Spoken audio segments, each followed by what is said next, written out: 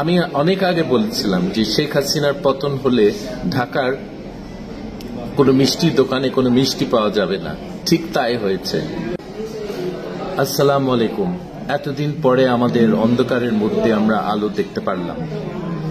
আমাদের যে আজকে জয়, এটা কিন্তু কোনো রাজনৈতিক কোনো দলের জয় না, কোনো রাজনৈতিক দলের বিরাট কোনো কৃতিত্ব নেই।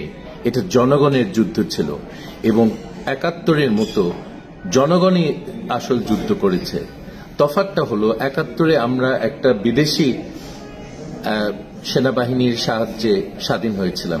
এইবার কিন্তু আমাদের জনগণ আর কারো সাহায্য নেয়নি, তারাই দেশটাকে স্বাধীন করেছে, আমাদের ছেলেমেয়েরা স্বাধীন করেছে।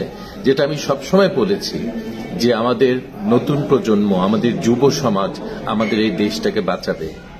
আমাদের প্রজন্ম তারা রক্ষা করতে পারেনি। শেখ হাসিনার এবং তার হাইনাদের গ্রাস থেকে আমরা দেশটাকে রক্ষা করতে পারিনি। এত রক্তক্ষয়ের পরেও সে থাকার চিন্তা করছিল। এখন তো পালিয়ে গেছে তার লোকজনকে নিয়ে, কিন্তু জিনিসটা এখন আরো অনেক কাজ বাকি আছে। এখন দেশকে একটা সংস্কারের একটা বিরাট একটা সুযোগ এসেছে। 1/11-এ এরকম একটা সুযোগ হয়েছিল, কিন্তু সেই সুযোগটা ঠিকমতো না হয়নি, কারণ খুব নিম্নমানের একটা লোককে ডক্টর ফখরুদ্দিন আহমদকে দেওয়া হয়েছিল সেই দায়িত্ব।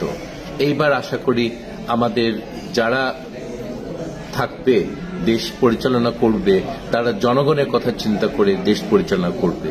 এই দেশটা কারো বাপের সম্পত্তি নয়। এই জিনিসটা এখন থেকে যেই ক্ষমতায় আসুক তাকে এটা মনে রাখতে হবে। এবং আমাদের জনগণ হলো আসল শক্তি মানুষের। এই যে শক্তি, এই দেশের শক্তি হলো জনগণ।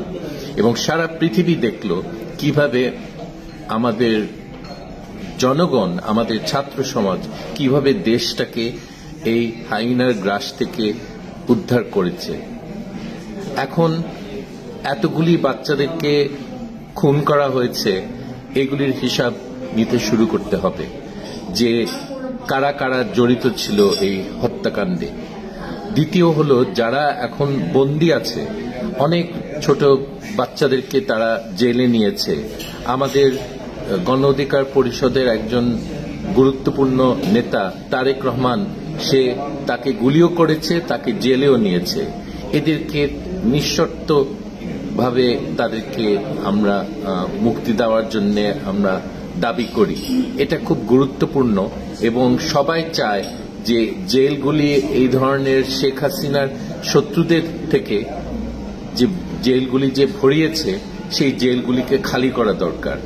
এবং জেলে এখন দিতে হবে তাদেরকে, তারা হলো খুনি গ্রুপকে এখন জেলে ভর্তি করতে হবে। এটার জন্য অনেক কাজ বাকি আছে। আইনগতভাবে কাজ করতে হবে, মামলা করতে হবে। প্রতিশোধ কেউ চায় না, কিন্তু আমরা বিচার চাই, সুষ্ঠু বিচার চাই। এটাই জনগণের দাবি, এটা এখন সময়ের দাবি। এটা সারা পৃথিবী দেখছে আমরা কিভাবে এই অবস্থায় আমরা নিজেদেরকে কিভাবে আমরা ম্যানেজ করি এই দেশের এই অবস্থায়। আমি অনেক আগে বলেছিলাম যে শেখ হাসিনার পতন হলে ঢাকার কোনো মিষ্টির দোকানে কোনো মিষ্টি পাওয়া যাবে না। ঠিক তাই হয়েছে। রাস্তায় রাস্তায় আনন্দ মিছিল, মিষ্টি খাওয়া হচ্ছে। ইনশাআল্লাহ একটা নতুন দেশ আমরা গড়ে তুলব এবং এই বাচ্চাদের যে এত রক্ত পড়েছে তাদের জন্য দোয়া করব।